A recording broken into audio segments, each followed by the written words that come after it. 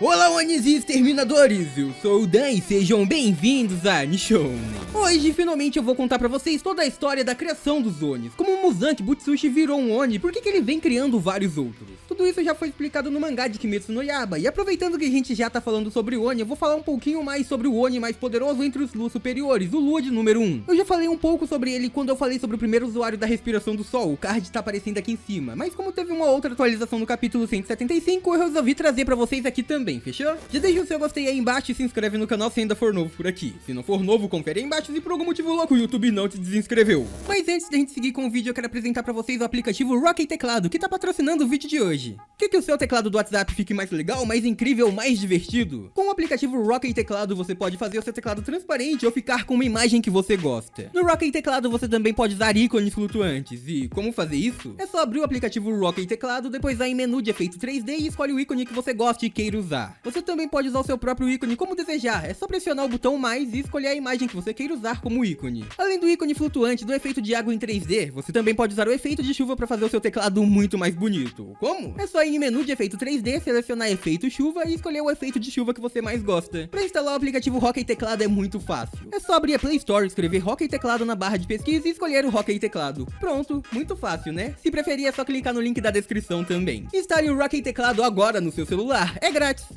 Pessoal, essa história que eu vou contar pra vocês aconteceu há mais de 400 anos atrás. Quando que Butsushi era apenas um jovem, ele não tinha nem 20 anos de idade ainda. Este garoto, Muzan Butsushi, estava sofrendo de uma grande doença, uma doença extremamente letal. E tudo isso estava acontecendo durante o período Heian no Japão, que seria mais ou menos entre o ano 794 ao ano 1185. Nessa época ele estava vivendo tempos de desespero, até que encontrou um homem muito bondoso, um médico extremamente generoso. Este homem foi quem transformou Muzan Butsushi em um Oni. Este doutor havia feito de tudo pra salvar o Muzan. Ele fez vários testes, ele tentou de tudo pra conseguir prolongar a vida daquele garoto, mas mesmo assim, mesmo com todo esse tratamento, nada poderia ser feito. Ele teve que contar a Muzan que o jovem iria morrer quando fizesse 20 anos de idade. Apesar dele ter sofrido tanto pra viver um pouco mais, isso não adiantou nada, ele realmente iria morrer, nada poderia ser feito contra essa doença. Ao ouvir isso, ao saber sobre seu destino, Muzan Butsushi ficou completamente irritado. Ele havia ficado irado pelo agravamento da sua doença e por esse motivo ele pegou uma faca e matou aquele homem. Ele matou o médico que tentou salvar. Com ódio por não ter sua doença curada e também por ter sofrido muito tentando se curar, ele não pensou duas vezes antes de pegar aquela faca e cravar na cabeça do médico. Pra ele aquilo não significava nada e ele levou o médico pra morrer junto consigo. Acontece que logo depois dele ter matado o médico, ele percebeu que todo aquele tratamento, todo aquele remédio desconhecido que havia recebido, aquela solução estava realmente funcionando e a doença de Butsushi parecia estar curada. Não só isso, ele passou a ter um corpo extremamente forte, ele se tornou extremamente forte e ele era curado de qualquer coisa. Muzan Butsushi parecia ter o corpo perfeito, mesmo assim tinha um problema. A partir desse dia ele nunca mais pôde andar pelo sol. Muzan havia percebido que ele morreria se fosse atingido pela luz do sol. Ele não sabia o motivo, mas ele sabia que isso ia acontecer. Não só isso, como a partir daí ele passou a sentir uma grande ânsia de carne humana e ele não pensou duas vezes antes de seguir os seus instintos e buscar por isso. Realmente não foi um problema pra ele matar todas as pessoas que apareciam em sua frente e começar a as devorar. Isso resolvia seu problema, matava sua sede e o deixava cada vez mais poderoso.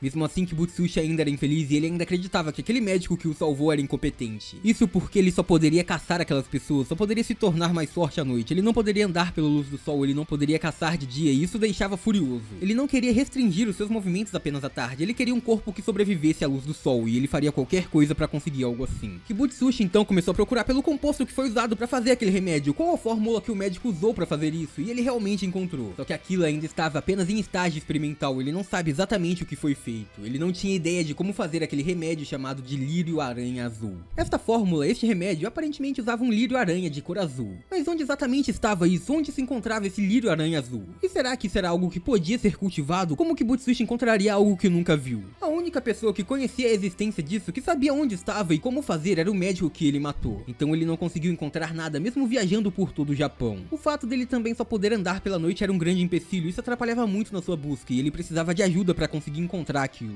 Muzan não queria mais só sobreviver àquela doença, ele queria um corpo imortal, ele queria o corpo perfeito. A partir daí ele passou seus dias caçando por esse lírio. A sua prioridade era o lírio aranha azul. E ele, além disso, estava buscando outra coisa. Ele queria o resultado, ele queria um demônio que conseguisse suportar viver na luz do sol. Foi a partir daí que Kibutsushi também encontrou a primeira funcionalidade da sua magia de sangue. Eu digo a primeira porque eu não sei se ela tem outros efeitos, e provavelmente tenha sim. Mas a mais importante é que ele era capaz de transformar outras pessoas em Onis, em demônios assim como ele. Bastava que Kibutsushi injetasse nela um pouco de seu sangue. A quantidade de sangue que ele injetasse naquela pessoa era proporcional ao poder que ela teria, mas também se ele injetasse muito, o humano morreria imediatamente. Além disso, ele sabia que até mesmo os mais fracos poderiam se tornar fortes caso consumissem humanos, então a partir daí ele passou a criar vários e vários Onis. Ele ordenava que eles ficassem mais poderosos, que eles consumissem o máximo possível, que eles caçassem enquanto quisessem, mas não porque ele queria um exército. O seu principal objetivo era criar um Oni capaz de suportar a luz do sol. Quando Kibutsushi criasse esse Oni, o Oni perfeito, ele o consumiria e assim conseguiria o poder que tanto desejou.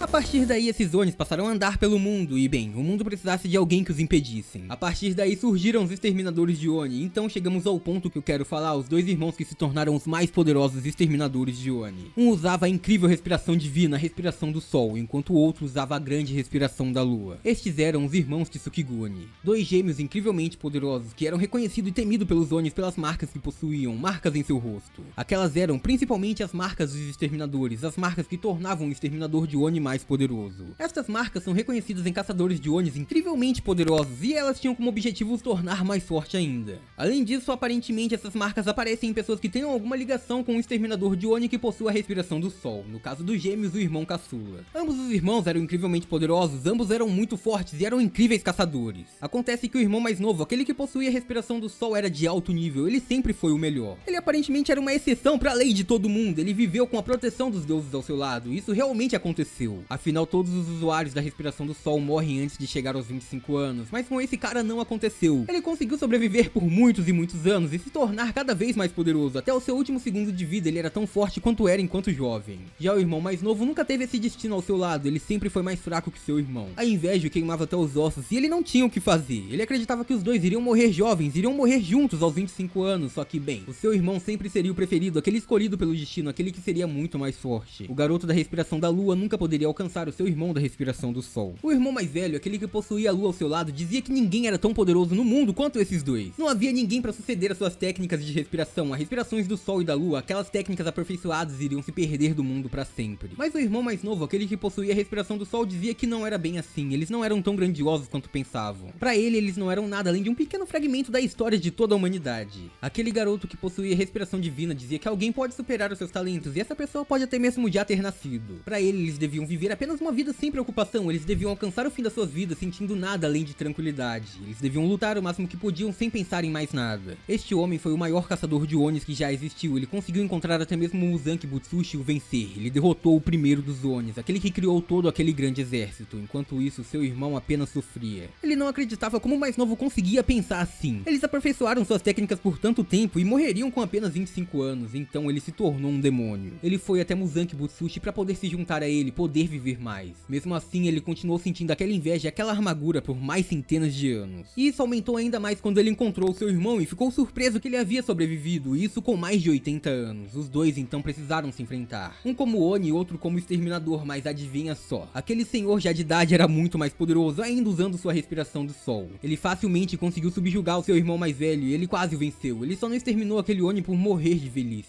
Se ele respirasse por mais um segundo, a vitória seria do caçador. Já o irmão mais velho, que só sobreviveu por um capricho do destino, decidiu que a partir daí ele não podia mais perder. Ele iria escolher passar a sua vida vencendo qualquer um, isso depois de ter sobrevivido a uma luta contra o caçador de Onis mais poderoso de todos os tempos. Ele aceitou tomar pra si aquela forma de demônio e bem, ele se tornou Kokushibo, o primeiro Lua superior, o Oni mais poderoso dentre todo aquele grupo de luas.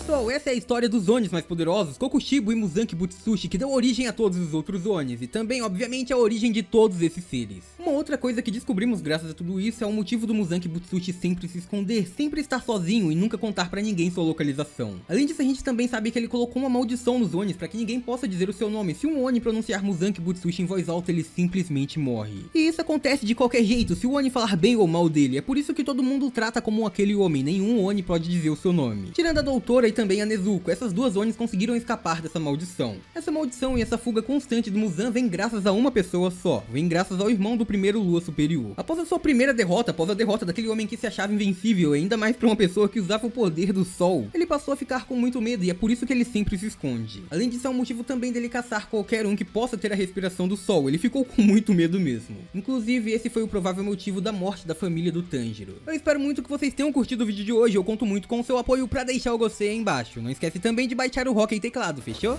E por hoje é isso, muito obrigado por terem assistido até aqui, eu espero muito de coração que todo mundo tenha curtido. Eu vejo vocês no próximo vídeo, até lá um grande abraço e tchau!